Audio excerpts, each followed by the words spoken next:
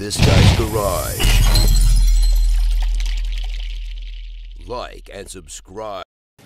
Well, thank you very much, Chair, and Happy New Year to everyone. And yes, I have grown a mustache. The reason we're here today, of course, is a much more serious topic, and that is the topic of $150 million paid to Medicago and Mitsubishi by the Liberal government.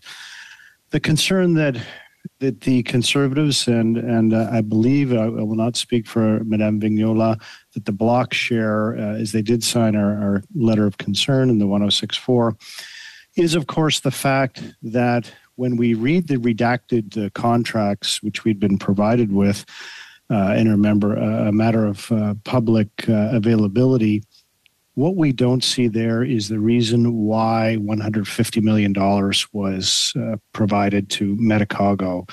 And what we heard from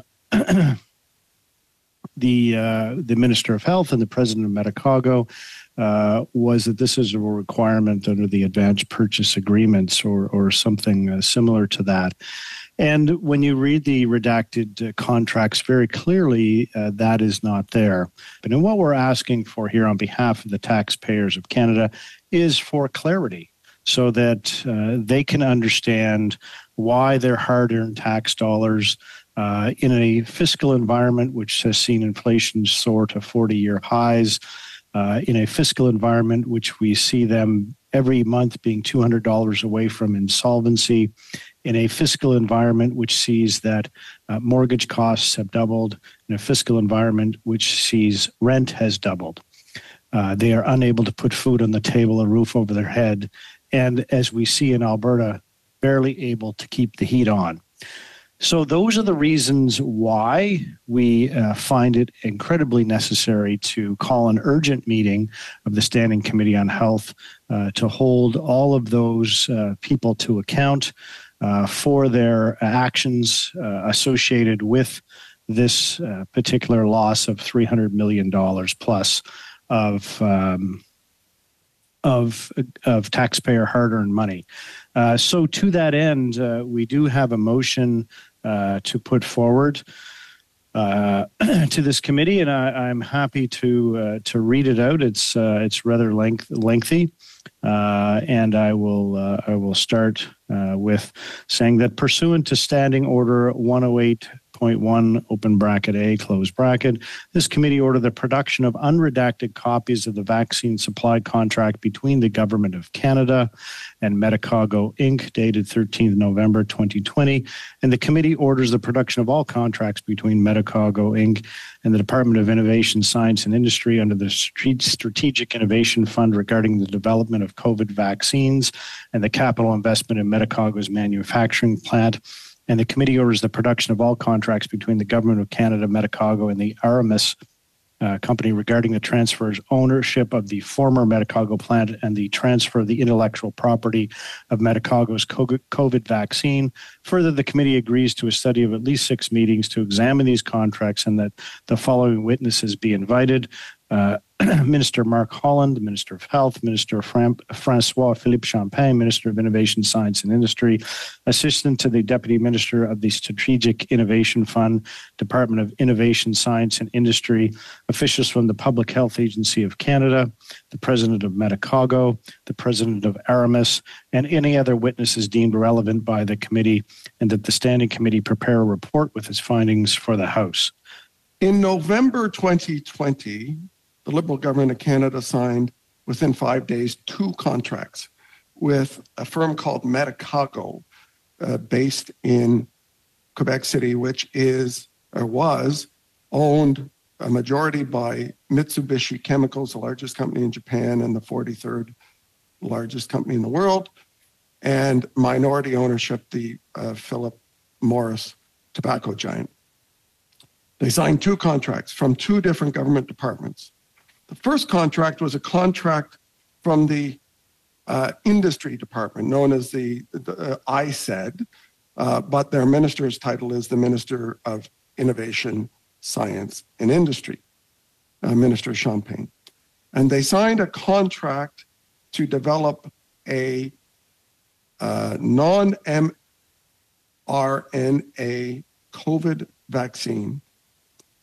And part of that contract was also a contract to provide capital upgrades to the plants. But primarily the money was to develop a vaccine that was yet not developed or invented.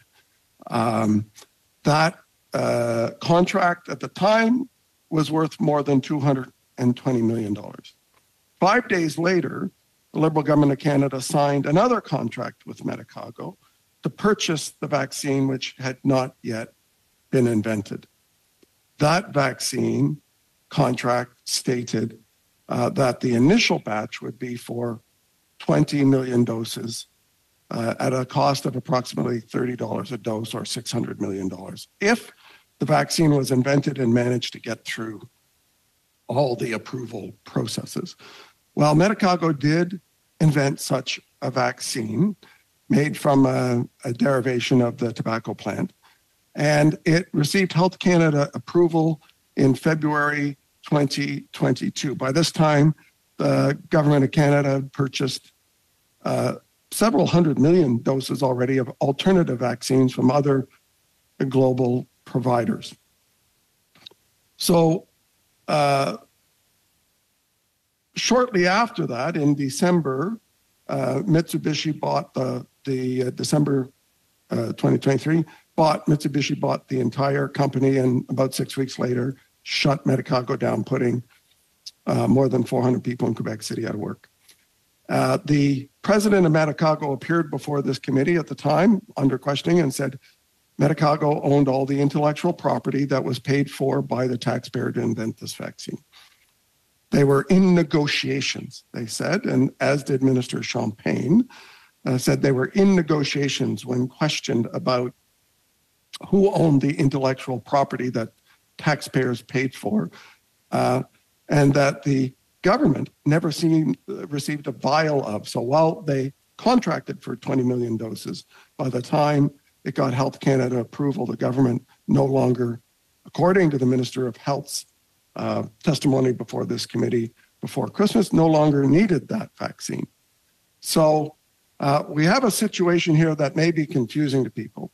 So just shortly after the Minister of Health appeared before this committee, the government made an announcement. In fact, I think the announcement was on December 8th on a settlement with Medicago. And that settlement was that Medicago would pay back $40 million of the $220 million contract signed with the Minister of Industry. So that contract actually ended up only being, I think it was $173 million that was spent out of the 223.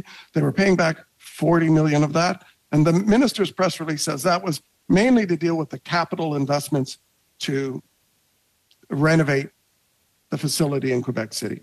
It wasn't about a payment supposedly to get back the intellectual property. They also announced in that, though, that Medicago was being generous, that they were going to give the plant to a group of local managers along with the vaccine intellectual property that Canadian taxpayers had paid for. They were generous in saying that Canadian taxpayers paid for the development of that vaccine, so we're going to give it for $1 to a company called Armas, a new company that would take over the asset of the plant and the intellectual property made up principally of former employees of Medicago in Quebec City.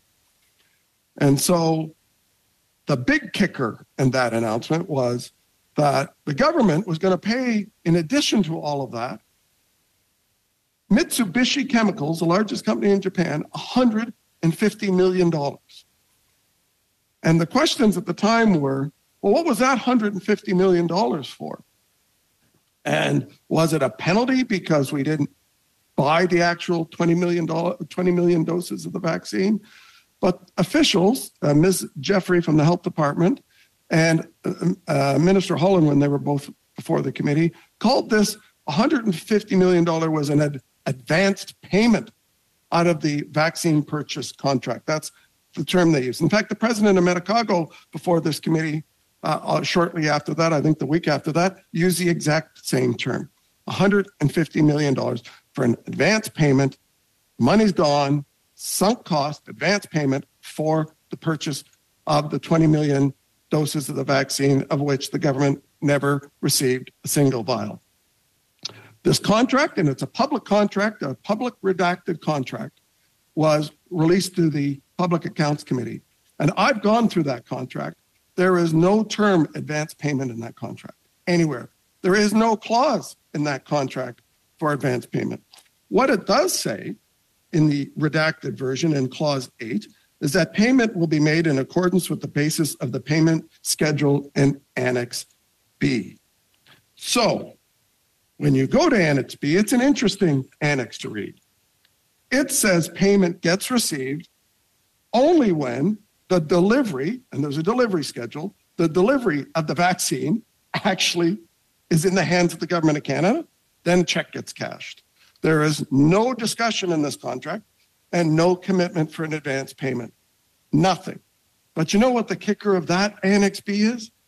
It's clause 4 of Annex B, which is the right to reduce the quantities. The government of Canada under 4A may give written notice to the contractor to reduce the number of doses ordered by Canada, which clearly the government of Canada went from 20 million to 0. Clause B of Section 4 of that annex of the contract says, if Canada gives notice pursuant to A above, the contractor will have no claim for further payment. No claim. So we have the Minister of Health and officials. We have the President of Medicago appear before this committee saying that the $150 million was a payment for a clause that does not exist. In fact, in the contract, it contradicts that and says the government of Canada owes no money if it reduces the payment. So what is the payment for? It's either, as the minister said in committee, because he never read the contract before he paid the $150 million, he said in response to my question, he hadn't read the contract when he signed off on sending the largest company in Japan $150 million. And if it's not that, because he didn't read the contract and he swore it was an advance payment that was in here, and the president of the company said it was advance payment, they both misled this committee. They misled a committee of parliament. So Mr. MP Ellis's motion, Dr. Ellis's motion says there's such contradiction here, we need to actually do a study and get to the bottom of this. We need the Minister of Industry to come to this committee and explain why he either paid out over $173 million of taxpayer money to develop a vaccine which he didn't own and didn't put the contract provisions or have the smarts to put in the contract he owns. He also then may have been involved in a discussion, because he said publicly he was in a discussion with the company on the terms of repayment of this and the intellectual property, and they came clearly to another deal that said we're going to give you $150 million of taxpayer money on a clause that doesn't exist in the purchase agreement. We need to see the contracts from the Strategic Innovation Fund that the Department of Industry signed, the contract to develop this vaccine, and see whether or not there's advance payment in there. Obviously, there's no advance payment for a vaccine that didn't exist. We need to recall the Minister of Health, the President of Medicago, to explain why they claim there was a clause in this contract to purchase the vaccines that does not exist, why they didn't abide by the contract, which says the government of Canada doesn't owe any money if no vaccines are ordered. We reduce the quantity. What is it? It looks to me like the government of Canada is one of two things. Totally incompetent because none of them ever read the contracts and just accepted and wrote checks. Two, they have actually paid the intellectual property twice. They paid $173 million to Mitsubishi to develop this vaccine, and now they're paying them another $150 million for apparently technology we already own. So what's the basis for that $150 million? The only way we're going to get to the bottom of it is if the contracts under the SIF program that were signed by the industry minister are made public, if the unredacted version of this contract is made public, and if the contracts signed between Medicago, Mitsubishi, and Aramis and the government of Canada on this December 2023 deal that paid the $150 million are made public so that we can find out why taxpayers have paid over $300 million for a vaccine that never produced a single commercial vial and gave it to taxpayers in Canada. Why is it? This is a massive scandal. I don't believe it's a political scandal in the sense that there may be Liberals involved, but to me it looks like a massive incompetence scandal on behalf of these Liberals yet again, who don't read contracts they sign, who don't read the payments of checks of taxpayer money they send to large global companies. This is outrageous to me. And if this committee does not have a vote for the motion that's here, it's voting for a cover-up. It's voting to cover up the Liberal incompetence on pissing away $300 million of taxpayer money when there is no contractual requirement to do so. Incompetence, stupidity, government waste. What's the reason?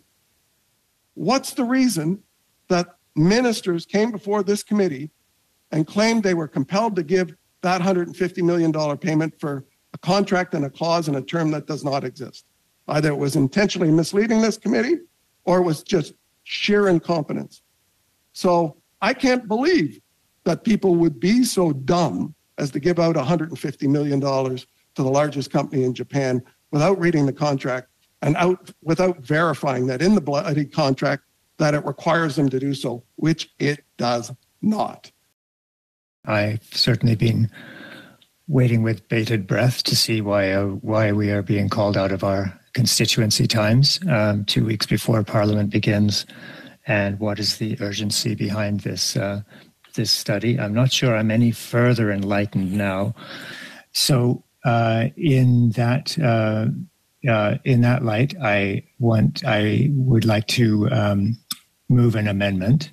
The amendment will be that the motion, the words be deleted after the words dated November 13th, 2020, that the rest be deleted, and the following be added.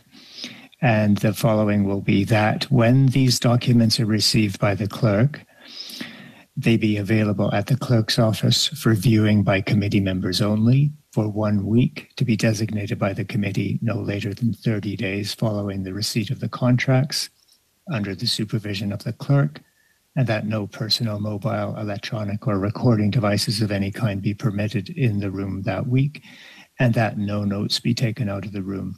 And so to be clear, because I know this is a fairly substantial change, the full motion would read that pursuant to Standing Order 108.1, A, this committee order the production of unredacted copies of the vaccine supply contract between the Government of Canada and Medicago Inc., dated November 13th, 20, that when received, that when these documents are received by the clerk, they be available at the clerk's office for committee members only, et cetera, et cetera.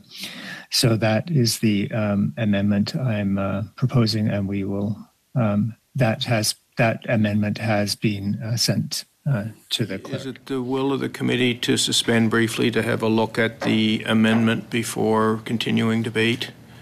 Yes. Can I ask a point of order? A point of order from Mr. Perkins, please.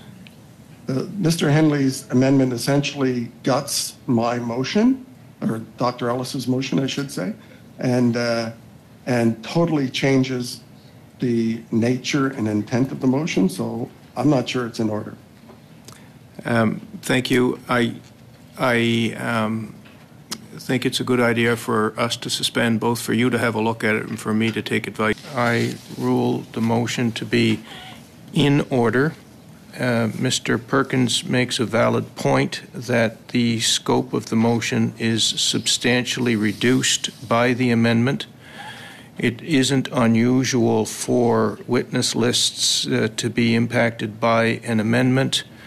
The amendment continues to remain consistent with the spirit of the motion, which is the production of documents. And so I therefore rule it in order. And the next up on the speaker's list. Mr. Chair, point of order. Yes, Mr. Perkins, on a point of order. Well, I respect the advice that you've been given. I don't agree with it. Dr. Ellis's motion talks about releasing these important contracts publicly and talks about making sure that all of the contracts are available and open so that we can expose this. The amendment says that we're going to keep it secret. That's the opposite of what the motion says. The motion is about open and transparent contracts, putting the contracts in a situation where nobody except the committee members can see them, can't talk about them, can't do anything on their confidentiality, nobody in the public sees it, is actually the complete opposite of this motion. So I challenge the chair on your motion, on your ruling. Thank you, Mr. Perkins. So there is a motion to challenge the ruling of the chair. That is not debatable and will go straight to a vote. So the question for the committee is, shall the ruling of the chair be sustained? So if you vote yes, you're agreeing with the chair. If you vote no, you are challenging the ruling of the chair. So Ms. Atwin? Yes. Mr. Henley? Yes. Mr. Joahi? Yes. Mr. Polowski? Yes. Ms. Sidhu? Yes. Monsieur Paulus? No. Mr. Ellis? No. Mr. Perkins? No. Mr. Majumdar? No. Madame Vignola? No. Mr. Davids? Yes. 6 yeas, 5 nays. So the ruling of the chair is sustained. The motion, the amendment is in order. The debate is on the amendment. Mr. Davies has correctly said we could talk about it, but as soon as we say, well, the contract said this, and this is a problem, then the NDP will line up, as they always do, with their Liberal partners and say, no, it doesn't say that. And again, the public has no way of knowing what the truth is because there's no transparency at all. And so what I would propose to the amendment that's been made is a sub-amendment. The sub-amendment would be to take out some of the wording within the amendment. So it would be that when these documents are received by the clerk, they be available to committee members no later than 30 days following the receipt of the contracts. That would be it. And I would mail that to the clerk so that he has it in both official languages. Thank you. So my understanding of the sub-amendment is that it is to delete after the word available, delete the words at the clerk's office for viewing by committee members only for 1 week to be designated by the committee, and to delete the words after the word contract, so a deletion of the words under the supervision of the clerk, that no personal, mobile, electronic, or recording device of any kind be permitted in the room that week, and that no notices be taken out of the room. So what we would be left with after the sub-amendment is that is the following: that when the documents are received by the clerk, they be available no later than 30 days following the receipt of the contracts, period. Point of order? Yes, Ms. Gladue, go ahead.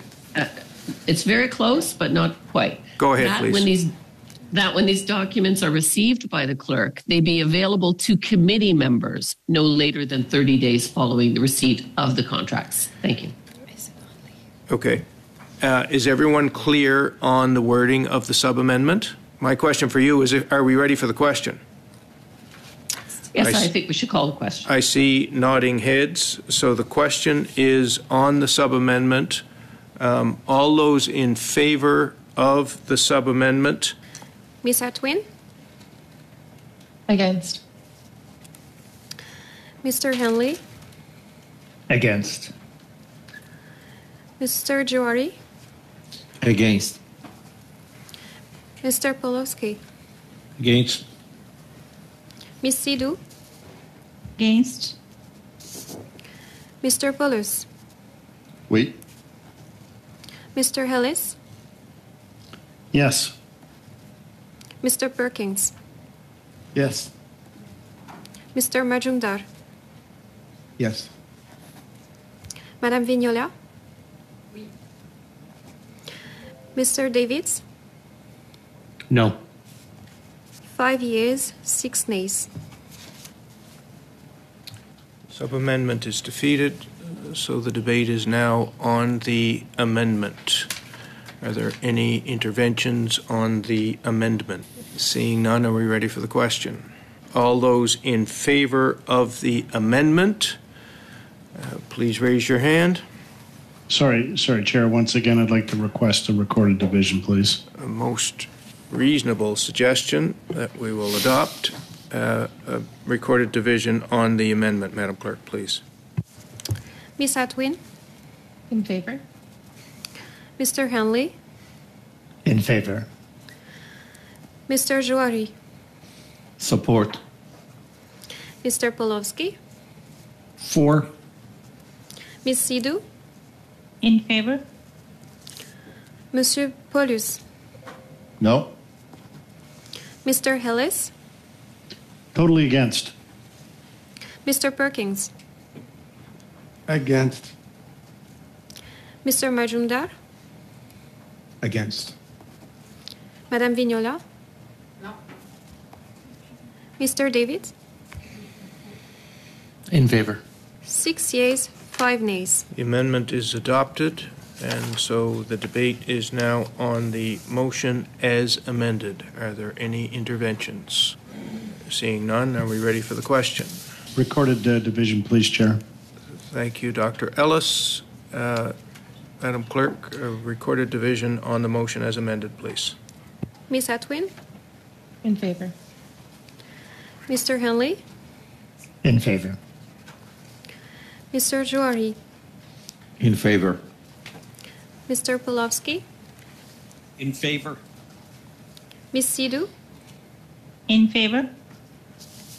Monsieur Paulus? No. Mr. Ellis? Against. Mr. Perkins? Contre. Mr. Majumdar? Opposed. Madame Vignola? No. Mr. Davids? Sorry. I'm in favor of the motion as amended. 6 yeas, 5 nays. The motion is adopted as amended.